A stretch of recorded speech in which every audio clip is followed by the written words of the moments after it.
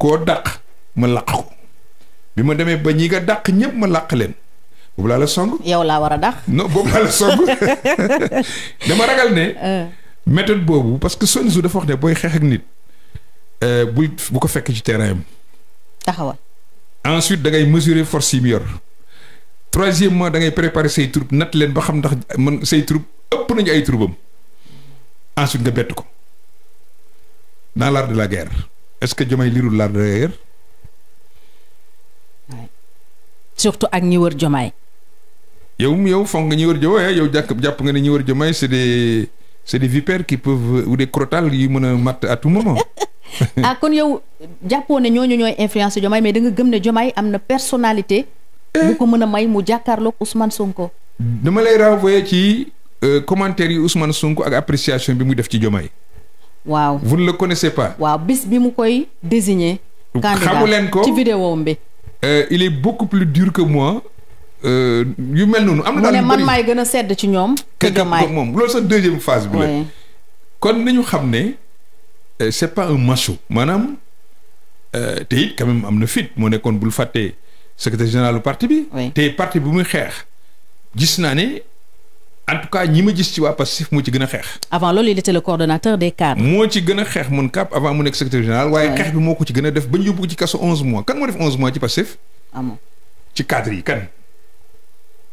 donc c'est quelqu'un quand même qui sait se battre et je pense que il a quand même autour de lui au moins une éducation moo tax ma yaakaar ne dina surprendre ñu bari ni Abdou Diouf surprendre ñu bari. mën nañu séentu mu yegg ba ci arrêté Ousmane Sonko bu naree opposé wu ak moom comme ni mu opposé woon ak Macky Sall. L'État n'a pas d'amis. L'État, le président de la République, un président de la République est capable, un bon président, je veux dire, doit pouvoir arrêter son frère s'il met en danger la sécurité nationale, s'il met en danger les intérêts du Sénégal. Un président sérieux, un bon président, un républicain, il doit arrêter son propre frère. Diomaye est un bon président? Ça, c'est dans les actes qu'on le saura. Il vient de commencer, on verra exactement où est-ce qu'il va arriver. C'est son premier mandat, c'est sa première fonction d'État. Il apprend. Moi, je sais qu'il est assez humble aussi. Et quand on est humble, on apprend vite. Li ma ragal rek mooy bis bu ñu demee ba te wax na ko ci discours am Sénégal moo ñu war a ëppal lu ne. kooku du le seul combat qui vaille. C'est le combat contre les difficultés auxquelles les Sénégalais sont confrontés.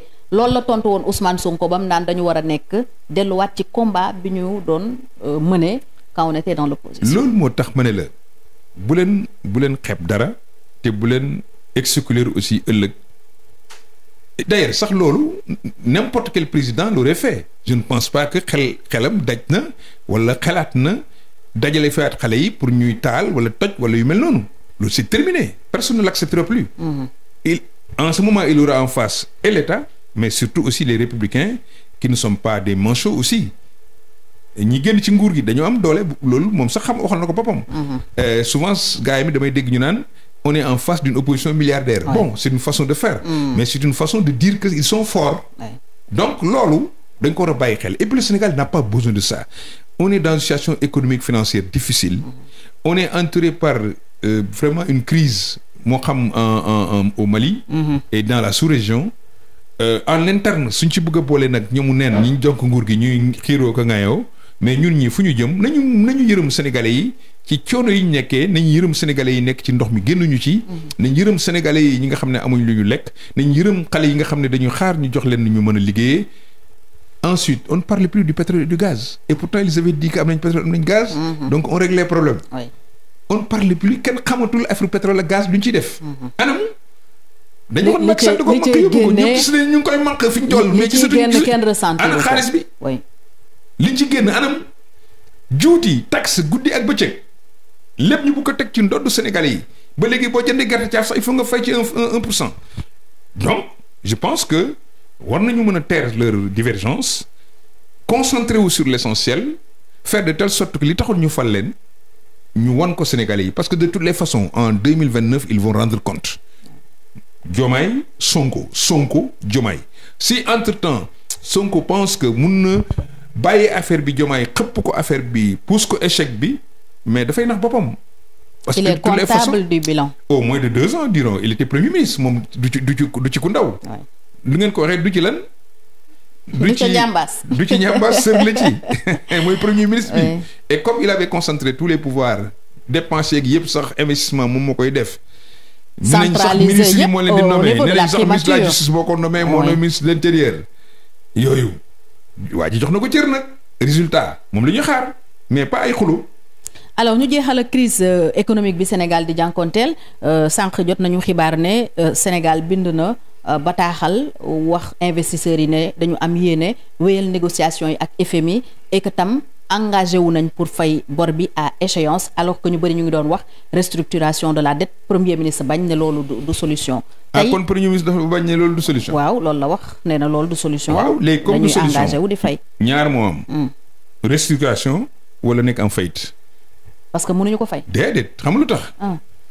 li ñuy jot ci xaalis. may ñu far fay bor bi.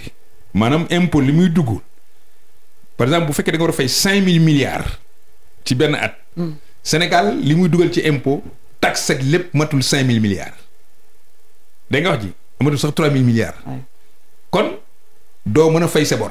te loolu bailleurs yi xam nañ ko investisseurs yi xam nañ ko ñi ñu yoral bor xam nañ ko nañ daan def. mooy dañ doon yaakaar ne danañ xaar Fonds monétaire dugal entre temps ñuy def suuli bukki dem ci dans le marché du luiement leb fa fayee bor fay solde mais buñ demee ba marché bi saturé banques yi nga xam ne ci la gaa ñi doon dugal seen xaalis di ko fa génne di ko lebal état bi banques yi mënatuñ financer les PME et les PMI banques yi mënatuñ financer l'économie réelle bu boobaa l'économie ci boppam mooy taxaw l'impôt bi ñu doon xaar sax ci nit ñi dootuñ ko am.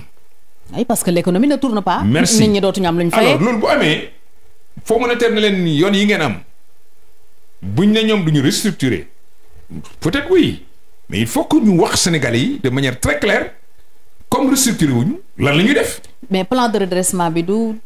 plan de redressement dañ koy financer foo jëlee xaalis boo ko financer. te nee nañu à 90% ci réew mi la war a jóge. ma ne loolu xam nga waxu caaxaan la woon loolu ñi ko gëmoon sax.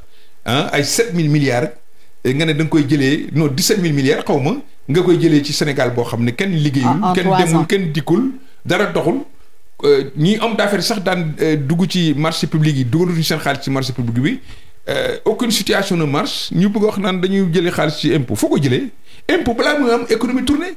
ministre de l'économie li ñu ko jëri doyee mooy dafay réfléchir sur les voies et moyens pour jàppale les entreprises les petites et moyennes entreprises ñuy liggéey xaalis di am ñu koy fay impôt li ñu dem liggéey di consommer économie di tourner mais quand les gens n'ont pas de quoi acheter leur riz amuñ luñ jëndee diwlin amuñ luñ jëndee maanaam fayee seen ñëw mais fan la économie di tourner